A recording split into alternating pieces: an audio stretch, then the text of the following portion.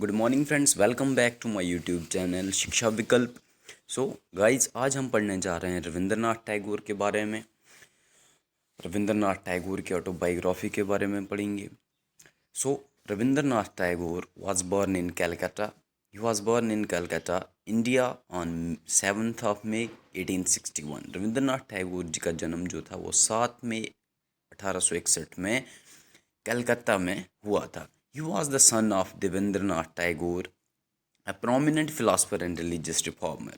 इनके जो पिताजी का नाम था वो रविंद्रनाथ टैगोर था, और ये एक प्रोमिनेंट, एक वेल नोन फिलासफर थे, एक रिलीजियस रिफॉर्मर भी थे।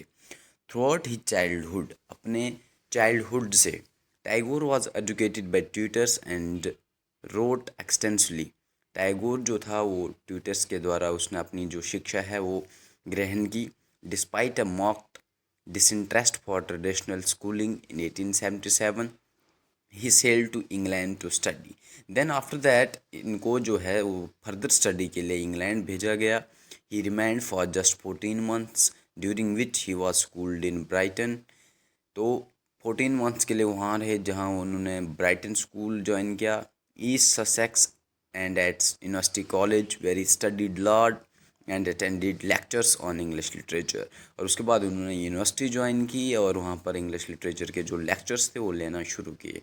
ही expressed dissatisfaction with the constraints of Western educational practices in England, however, and returned to India।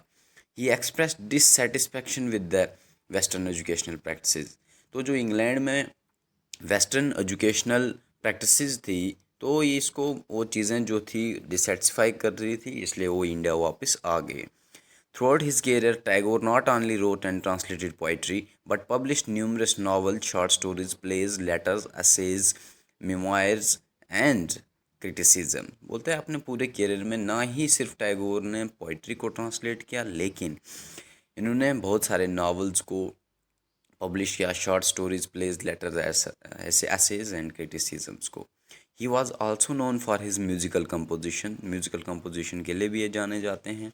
Tagore's most notable work of poetry is Gitanjali, one of the most famous and renowned collection of poetry is Gitanjali, and song offering Macmillan in 1912, for which he received the Nobel Prize in Literature in 1913, and he was the first Indian who won Nobel Prize in Literature in 1913. He was the first non-European. He was the first non-European as well as first lyrics to win the prize। Other notable poetry publications written and published in Bengali, and ये जो basically थे ये बंगाली में ही लिखते थे। Include इनके जो works थे बंगाली के, Sonar Tari, the golden boat 1894, and Manasi the ideal one 1890। Tagore often published first in Bengali, then translated his own work to English. इनकी जो बेसिक लैंग्वेज थी, मदर लैंग्वेज जो थी वो बंगाली थी, और उसके बाद टैगोर अपने जो वर्क्स थे उनको इंग्लिश में ट्रांसलेट करते थे।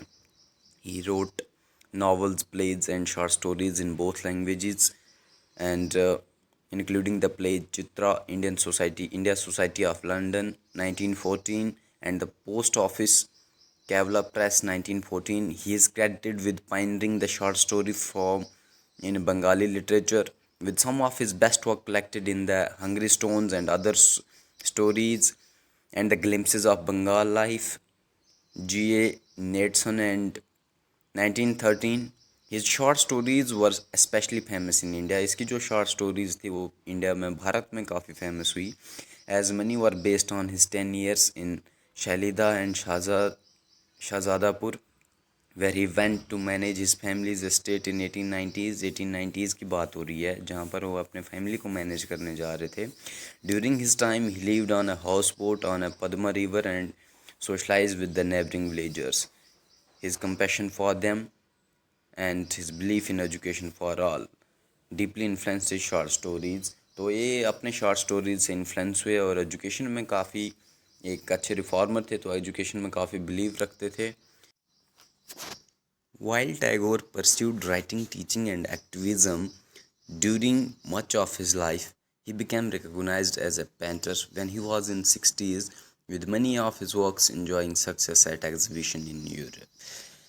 So this is all about Tagore's life, and while Tagore pursued writing, teaching, and activism during much of his life, he became recognized as a painter when he was in 60s, with many of his works enjoying success at exhibition in Europe. So this is all about Tagore's life, and what he did in his entire life. Tagore died on August 7, 1941 in Calcutta.